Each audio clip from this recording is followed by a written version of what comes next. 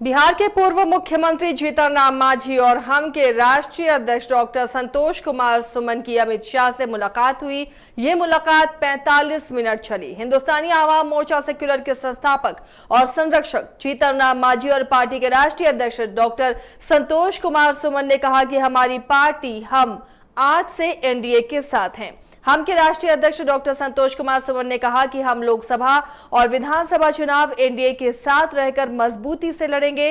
पूर्व मुख्यमंत्री जीतन राम मांझी और हम के राष्ट्रीय अध्यक्ष संतोष सुमन की अमित शाह से मुलाकात पौन घंटा के तकरीबन चली है, जिसके बाद औपचारिक रूप से एनडीए का हिस्सा होने की उन्होंने घोषणा की।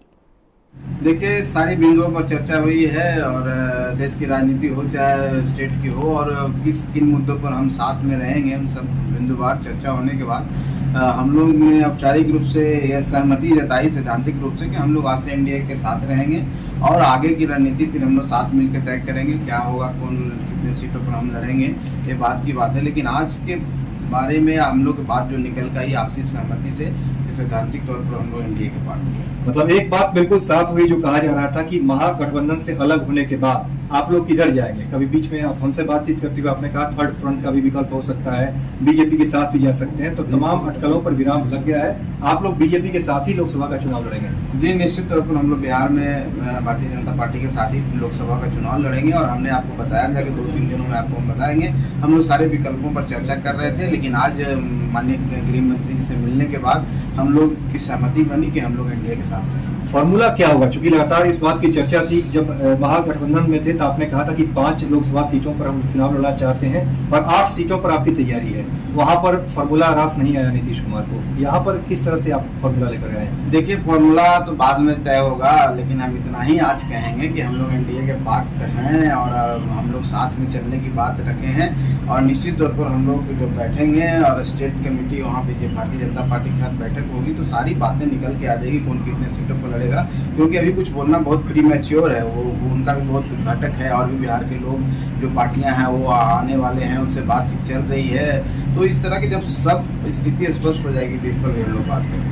वो तय होगा, उस पर कोई चर्चा नहीं होगी और हम लोग सिर्फ और सिर्फ एक ही तय किया कि हम आज एनडीए के पार्टनर होंगे। नीतीश कुमार विपक्षी दलों की बैठक बुला रहे हैं 23 तारीख को।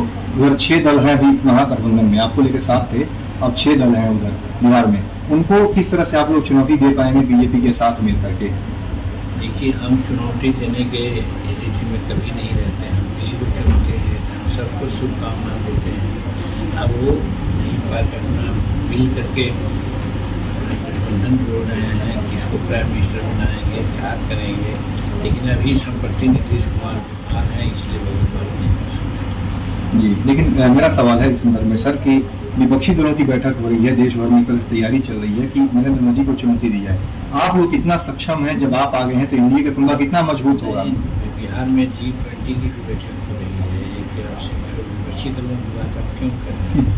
G20 की बैठक हो रही है और जो भी बातें होगी बाद में बात होगी, आगे बात नहीं। आज सिर्फ और सिर्फ हम एनडीए के साथ चलने को तैयार हो गए हैं और एनडीए अपने साथ मिलकर चलने को तैयार हो, बस इसके अलावा